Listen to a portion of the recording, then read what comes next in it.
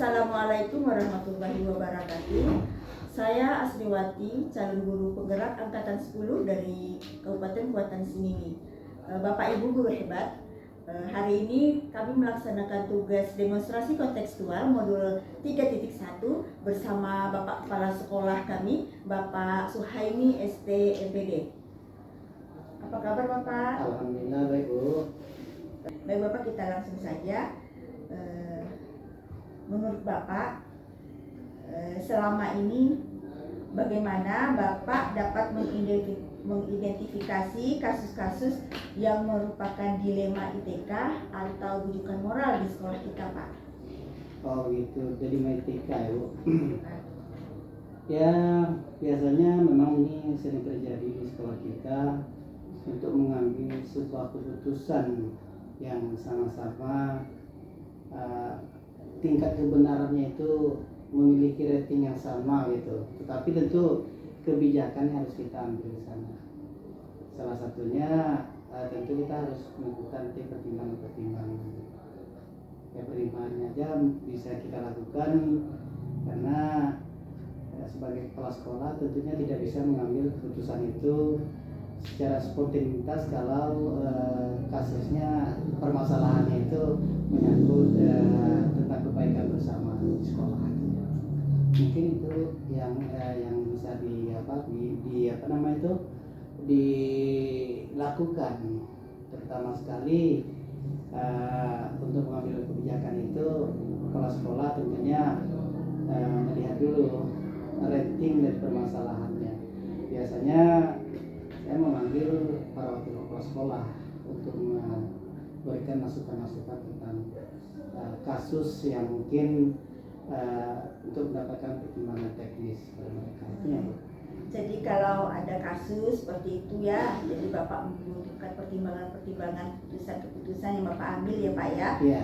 Berarti ya sesuai dengan paradigma yang menurut Bapak mana yang lebih cocok yang akan Bapak putuskan. Betul. Gitu ya Pak ya. Baik Bapak. Permasalahan yang sedang dihadapi, kebenarannya sebenarnya sudah nampak, tetapi untuk melakukan pertimbangan itu para kepala sekolah nanti akan memberikan masukan. Oh begini Pak, ini pertimbangan kami. Contohnya ada kasus yang berkaitan dengan kenaikan sekolah siswa yang masing-masing pertimbangannya itu memiliki dua kebaikan. Ini pertimbangannya ini yang pertimbangannya ini. Harus mempertimbangkan dari segala lini sehingga masukan yang ada di wakil kepala sekolah itu menjadi catatan dari kepala sekolah. Ini kebenarannya. Tentu menambah wawasan kepala sekolah ini Pak Bu. Nah, tentu dengan adanya pertimbangan tersebut artinya juga menghargai pendapat dari para wakil kepala sekolah. Gitu. Kemudian Pak, langkah-langkah atau prosedur, yes, jadi secara prosedur seperti apa yang biasanya yang akan Bapak lakukan selama ini, gitu, keputusan yang sudah Bapak lakukan selama ini. Betul Bu. Tadi kan sudah saya katakan untuk meminta pertimbangan kepada wakil kepala sekolah. Setelah itu ada pembicaraan nih di dalam forum kepala sekolah dengan wakil kepala sekolah. Nah itu kan nanti sebaiknya kita bawakan nanti rapat umum kan. Kadang-kadang ya kalau sekedar untuk menyampaikan hal yang sangat dianggap krusial itu kita langsung dari pendapat wakil kepala sekolah kemudian nanti dibawa ke majelis guru, dirapatkan di majelis guru. Nanti dari majelis guru juga akan ada diberikan masukan kalau berkaitannya hanya dengan kasus-kasus yang sama-sama untuk memberikan semacam masukan dengan majelis guru. Terus ada pertimbangannya di sana, ada wali kelas kan. Nah, misalnya di kelas ditemukan seperti ini, tentu wali kelas nanti memberikan masukan. Tidak hanya dari wakil kepala sekolah, wali kelas memberikan masukan. Tentu dari masukan mereka itu akan menjadi sebuah gambaran yang menjadikan fokus untuk memutuskan itu biasanya. Gitu ya Pak ya. Jadi untuk membuat sebuah keputusan itu Bapak minta pertimbangan kepada wakil kepala sekolah. Betul. Lalu akan Bapak bawa ke rapat majelis guru. Gitu ya Pak ya. Baik Bapak.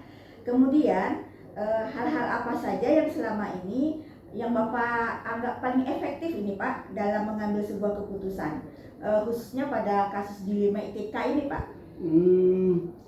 Biasanya setelah dipandang perlu untuk diputuskan di majelis guru karena masukannya sudah cukup cukup banyak ya. Tentu saya secara pribadi sebagai kepala sekolah akan mengambil keputusan. Oh ini masih ada sangkut pautnya nanti lagi. Contoh ke anak kan ada kaitannya dengan orang wali murid atau orang tua. Yang kadang-kalanya juga harus melibatkan tidak hanya dengan warga di sekolah, tetapi orang tua atau di luar itu. Yang mungkin permasalahannya itu kita mempertimbangkan, ini orang tuanya seperti ini, mungkin dari dari keadaan orang tuanya yang harus menjadi pertimbangan. Tentu masukan daripada yang kita putuskan dari majelis guru tadi menjadikan sebagai bahan pertimbangan saya untuk ke masyarakat sekolah yang lainnya gitu, biasanya. Ya, berarti dalam sebuah keputusan itu berarti Bapak juga mempertimbangkan kondisi orang tua, kondisi siswa gitu ya Pak ya. Betul. Berarti ada pertimbangan juga mengenai apakah ini berkaitan dengan rasa kasihan ya Pak ya. Atau ada rasa keadilan gitu ya Pak ya. Ya kalau kita putuskan walaupun majelis guru sudah memberikan itu, tentu kita pandang perlu juga masukan nanti dari masyarakat luar ya Bu. Karena sekolah ini kan banyak faktor yang mempengaruhinya. Ada daripada siswa, kemudian ke dalam keadaan masyarakat dia, bagaimana dia di masyarakat di luar sekolah, pergaulannya di sekolah atau segala macamnya, itu sebagai bahan masukan juga untuk mengambil suatu kebijakan yang sangat tepat sekali untuk memutuskan sama-sama bagus ya. Yang ini sebenarnya bisa diputuskan sekolah, tetapi kan secara ada pertimbangan teknisnya dengan adanya kondisi-kondisi tertentu tadi, baik dari siswa maupun dari orang tua wali murid. Baik Pak. Kemudian Pak, hal-hal apa saja yang selama ini menurut Bapak merupakan tantangan yang terbesar lah jadi dalam mengambil keputusan pada kasus dilema ITK ini, tantangannya Pak? Kebanyakan Bu di lingkungan sekolah Bu. Lingkungan sekolah kita itu, apalagi kita ini kan di daerah Kuangsing ini ya, kita itu negeri beradat. Iya. Nah inilah yang menjadi suatu suatu tradisi bagi orang-orang tua kita untuk mengambil keputusan. Jadi di adat itu ada kaitannya Bu dengan sekolah kita. Nanti kalau kita putuskan dia seperti ini, bagaimana pandangan adatnya gitu. Jadi adat lingkungan sekolah itu juga harus kita dapat wawasan dari pembelajaran kita, bagaimana keadaan kedudukan di sekolah kita. Artinya lingkungan sekolah mempengaruhi terhadap adat istiadat setempat itu. Contoh mungkin kita ini contoh Bu, kita di dalam bulan Agustus ini kan kebanyakan kita kan melaksanakan berpacu jalur nih Bu. Iya. Anak-anak kita ini kan ada berkontribusi dia di masyarakat sebagai atlet, sementara dia harus sekolah. Nah ini nih yang menjadikan kadang dilematik sama kita. Sementara kita memfokuskan dia ke belajar. Tentu tadi kan saya sudah katakan tadi, kita harus ada kaitannya dengan wali murid, bagaimana nanti dia situ, bagaimana kontribusinya di dalam kelas, setelah di dalam kelas bagaimana kontribusinya di masyarakat. Kita semua masih mendukung karena ada kita seperti itu. Dan kesesuaiannya juga kita juga membuat kebijakan kalau seandainya dia meminta izin untuk kemasyarakatan, biasanya dari contoh kalau dia dari desa itu ada surat rekomendasi dari sekolah, dari desa untuk ke sekolah, Pak mohon izin ini. Itu salah satu langkah yang baik sehingga kita selalu mengkaitkan, oh ini mungkin adatnya seperti itu. Mereka juga seperti itu secara administrasi. Kepala desa menyurati kita, Pak tolong anak ini, dia sebagai atlet kita sangat dibutuhkan sekali. Kami juga mengerti dia dari situ sekolah dia belajar, tetapi mohonlah untuk kegiatan ini dapatlah untuk diberikan dispensasi. Itu biasanya Bu. Biasanya di lingkungan adat Bu yang banyak itu yang akan menjadi pertimbangan kita itu. Tapi kita tidak kaku gitu. Kalau memang dia betul berkontribusi, kita berikan yang terbaik untuk dia. Jadi tantangan terbesar yang Bapak rasakan itu adalah pada saat keputusan ini harus kita pertimbangkan juga nilai-nilai budaya dan istiadat yang ada ya Pak ya. Iya betul Bu. Lingkungan Ya, sekolah kita. sehingga itu yang harus jadi jadi pemikiran kita untuk ke depannya juga untuk dapat lebih kita melihat kondisi daripada adat kita itu. Baik. Kemudian Pak, apakah Bapak memiliki sebuah tata cara atau jadwal tertentu dalam sebuah penyelesaian kasus dilema ITK? Apakah Bapak langsung menyelesaikan di tempat atau memiliki sebuah jadwal untuk menyelesaikannya? Bentuk atau prosedur seperti apa yang Bapak jalankan seperti itu? Sebenarnya kalau terjadwal itu kalau memang dia membutuhkan konsentrasi penuh, nanti ini harus seperti ini, harus seperti ini. Namun kebanyakan kita kondisional, seperti di dalam pelana itu ini kondisional. Kita memberikan pertimbangan secara kondisional, artinya yang mengandung nilai-nilai kebaikannya sama, kita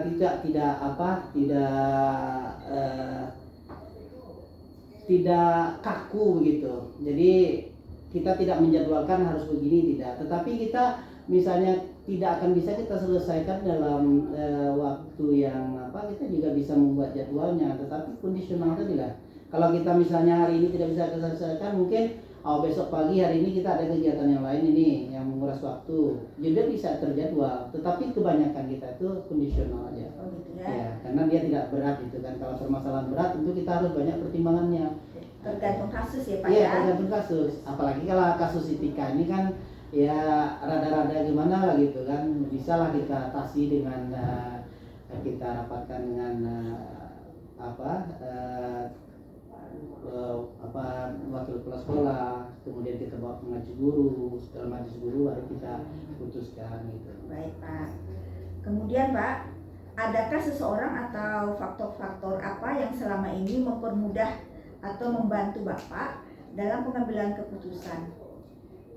Secara pertimbangan ya tadi itu ya ada wakil kepala sekolah, ada majelis guru, semuanya itu terlibat situ kan. Nah, di dalam hal ini tentunya ya kalau kita anggap yang wajar, yang dampaknya positif, saling saling mendukung, rasa-rasanya pertimbangan teknisnya itu walaupun halnya sepele, tapi kita tidak boleh menganggap sepele gitu. Kita harus juga melihat hal yang kecil itu apabila tidak kita selesaikan permasalahannya, dia akan menjadi besar gitu. Ya, jadi tentu kepedulian kita tadi Bu. Nah, untuk selalu care terhadap apa yang menjadikan masukan, menjadikan pertimbangan-pertimbangan bagi kita. Dan saya di sekolah ini cukup cukup memahami permasalahan-permasalahan yang ada baik daripada siswa maupun guru. Jadi sehingga pertimbangan-pertimbangan itu tuh selalu kita bicarakan musyawarah di sana. Itu mungkin. Ya baik Pak. Dari semua yang telah Bapak sampaikan tadi Pak, kira-kira menurut Bapak pembelajaran apa nih yang dapat Bapak petik dari wawancara tadi atau dari pengalaman-pengalaman Bapak selama ini dalam membuat sebuah keputusan?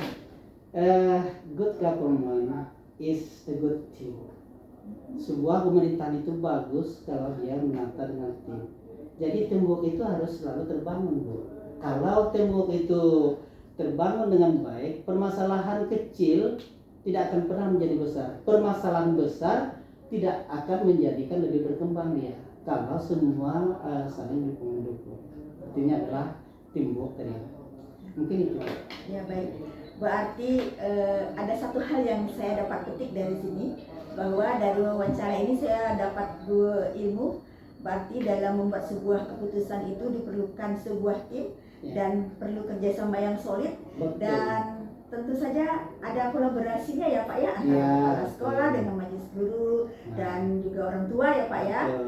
Karena kesemuanya itu harus ada keterkaitannya. Untuk kita lebih enak rasanya kita itu melakukan sebuah pengambilan keputusan itu atau menetapkan sebuah kebijakan itu bersama-sama, tidak boleh kita sendiri gitu kan. Walaupun kita ada hak itu terhadap itu, tetapi kita tidak boleh juga menyepelekan hal-hal yang kecil gitu. Baik Pak, terima kasih atas adanya kesempatan yang diberikan kepada saya untuk mewawancarai Bapak mengenai tugas-tugas kami ini. Semoga apa yang kita lakukan dapat bermanfaat untuk kita semua Pak. Terima kasih sekali lagi. Sama-sama Bu. Terima kasih.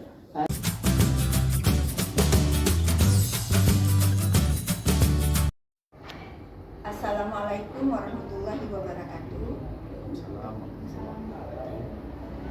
Sahabat penggerak, saya Asmiwati, guru SMK Negeri 1 Kuantan Hilir, calon guru penggerak angkatan 10 Kabupaten Kuantan Sengingi, Provinsi Riau. Pada kesempatan hari ini, kami akan melaksanakan tugas demonstrasi kontekstual modul 3.1 pengambilan keputusan bersama calon guru penggerak Ibu Widya Gustina dari SMA Negeri 1 Kuantan Hilir dan Bapak Kepala Sekolah Bapak Helmaheri MPD.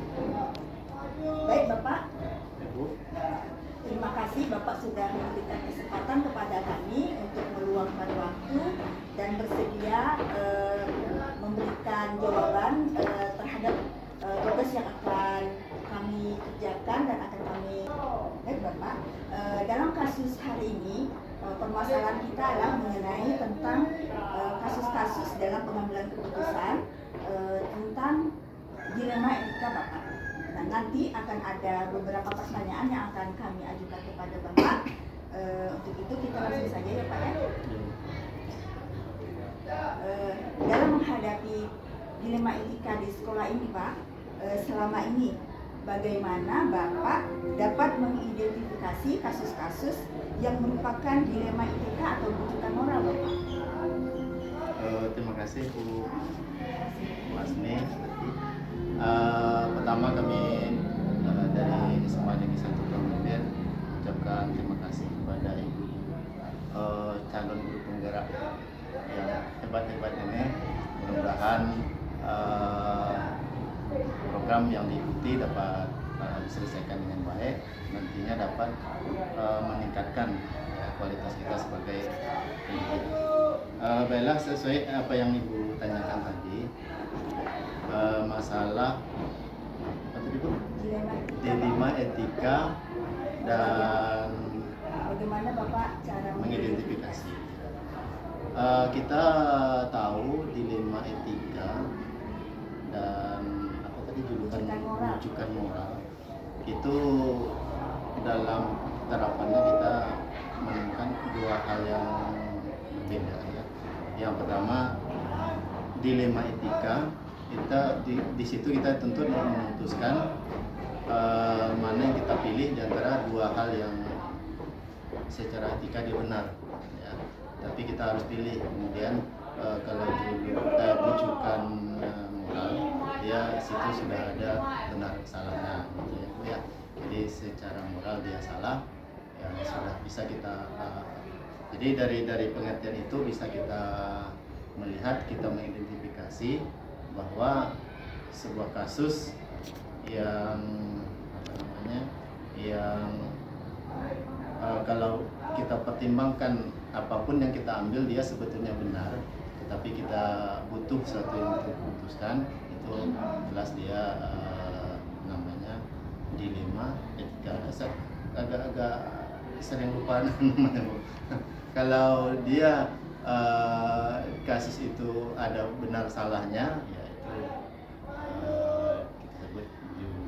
kita sebut rujukan moral.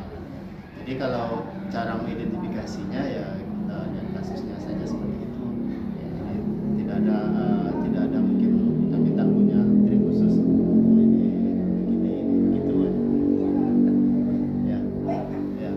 Lalu Bapak selama ini langkah-langkah atau apakah Bapak Bapak menjalankan pengambilan keputusan di sekolah ini, terutama untuk kasus-kasus di mana ada dua kepentingan yang sama, itu benar atau sama-sama mengandung nilai kebajikan. Jadi bagaimana cara Bapak mengambil keputusan itu, Pak?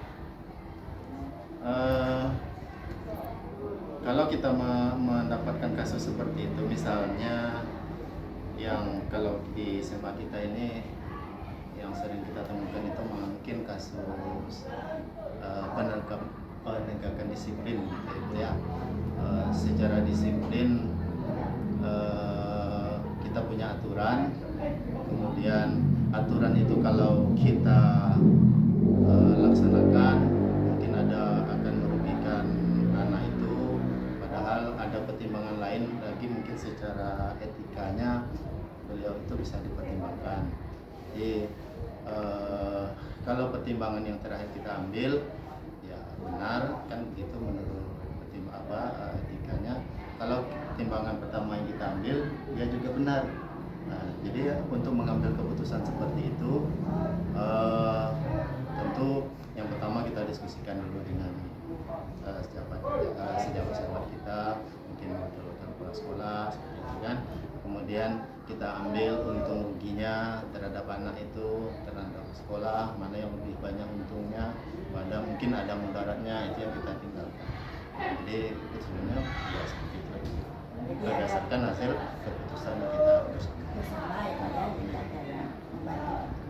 Lalu Bapak, apakah ada atau langkah-langkah atau prosedural apa yang biasanya Bapak lakukan selama ini dalam pengambilan keputusan? Ya, prosedurnya seperti tadi sebetulnya. Begitu kita ketemu kasusnya, ya mungkin perlu pertimbangan, ya prosedurnya tentu kita panggil kawan-kawan diskusikannya, kemudian kita membuat pertimbangan-pertimbangan seperti itu, kemudian sampaikan kepada anaknya. Jadi bisa dalam pengambilan keputusan, Bapak berarti memerlukan pertimbangan-pertimbangan sejawat, wakil kepala sekolah atau yang berhubungan dengan kasus tersebut ya Pak ya? Iya. Kemudian barangkali ada forum rapatnya juga ya Pak ya? Iya, itu tentu dengan kasusnya. Tidak seluruh kasus juga seperti itu. Ada mungkin yang bisa langsung kita ambil keputusannya. Selanjutnya, hal-hal apa saja yang selama ini Bapak anggap paling efektif Pak dalam pengambilan keputusan pada kasus dilema etika ini? Paling efektif apa ya? Kayaknya ya seperti itulah kita ngambil keputusannya kan. Ada hal-hal yang bisa kita langsung putuskan di saat itu secepatnya, ada yang harus kita bicarakan dulu sehingga tak ada yang dirugikan. Baik Pak, jadi masih ada pertanyaan nih Pak, tapi dilanjutkan dengan saya Pak. Nah, di sini Pak, kira-kira hal-hal apa saja yang selama ini yang menjadi tantangan Bapak dalam pengambilan keputusan pada kasus-kasus dilema etika ini Pak? Tantangannya Pak? Dilema etika ya. Ya, karena ini dia keputusannya sama-sama baik kan gitu kan. Jadi tantangannya ya di situ menentukan mana yang paling baik untuk kepentingan. Tidak ada yang dirugikan. Apa ya tantangannya? Ya, lanjut. Berarti tantangannya ini dalam memilih mana hal yang paling baik diterapkan ya Pak? Di sini apakah Bapak memiliki jadwal tertentu dalam sebuah penyelesaian kasus dilema etika Pak? Atau Bapak langsung menyelesaikannya di tempat atau memiliki sebuah jadwal untuk menyelesaikannya dalam bentuk prosedur seperti apa yang biasanya Bapak jalankan? Ya, sebetulnya kita tidak punya pesan khusus tentang dilema etika itu. Jadi kalau ada kasus secara umum kita kalau kita temukan ya, kalau bisa diatasi ya dikasih sanksi kasusnya itu sebaiknya kan memang harus diselesaikan secepatnya. Tapi kalau tak bisa cepatnya kita ambil waktu, mungkin beberapa waktu untuk mendiskusikan. Kemudian tentang jadwal, ini untuk semua kasus kita memang kita jadwalkan pertemuannya dengan mungkin dengan guru BK, dengan siswaan, gitu kan, dengan wakil-wakil kepala sekolah. Tapi tidak khusus tentang dilema etika, tapi secara keseluruhan. Baik Pak. Kemudian kira-kira adakah seseorang atau faktor-faktor apa yang selama ini mempermudah atau membantu Bapak dalam pengambilan keputusan dalam kasus-kasus dilema etika ini? Ya, selama ini di sekolah ya tentu selalu dibantu oleh semua pihak, terutama mungkin yang paling duluan ditanya minta bantuan tentu wakil kepala sekolah dan timnya, kemudian guru BK, ya, semuanya itu sama-sama membantu. Tidak ada orang pribadi ini yang paling bantu, tidak seperti itu. Berarti semua dari pihak sekolah saling membantu ya Pak? Ini pertanyaan terakhir ya Pak. Alhamdulillah. Kira-kira nih Pak, dari semua hal yang sudah disampaikan ini, pembelajaran apa yang dapat Bapak petik dari pengalaman Bapak mengambil keputusan dilema etika ini? Dalam pengambilan keputusan, ya, tentu kita mendata, ya, kita harus mendata karena dilema-dilema itu tidak kemungkinan munculnya kan tidak sekali. Jadi dilema hari ini mungkin dilema juga di bulan depan yang berikutnya. Jadi yang jadi pelajaran kita tentu kita tahu dilema hari ini, kita tahu keputusannya. Oh, keputusan ini seperti apa? Ya, barangkali untuk dilema yang kedepannya bisa kita ambil keputusan lebih baik lagi. Jadi selalu miliki data dari keputusan-keputusan yang kita ambil. Baik Pak, itu saja pertanyaan wawancara dari kami Pak. Baik, ternyata dari hasil wawancara kita ada satu hal yang dapat saya petik di sini, bahwa dalam setiap pengambilan keputusan yang dilakukan oleh seorang pemimpin sekolah atasan atau seorang pemimpin pembelajar, ternyata diperlukan sebuah tim atau kolaborasi dengan seluruh lingkungan yang ada di lingkungan kita. Kemudian juga dapat saya petik bahwa keputusan-keputusan yang kita ambil itu juga dapat berdasarkan dari pengalaman keputusan yang sudah kita ambil ya Pak ya. Ya. Terima kasih banyak Bapak. Bapak sudah bersedia meluangkan waktu untuk kami, dan semoga kegiatan kita hari ini bermanfaat untuk kita semua, dan saya ucapkan sekali lagi terima kasih. Alhamdulillah semua tugas kami terlaksana. Terima kasih Pak. Iya, sama-sama. Sukses.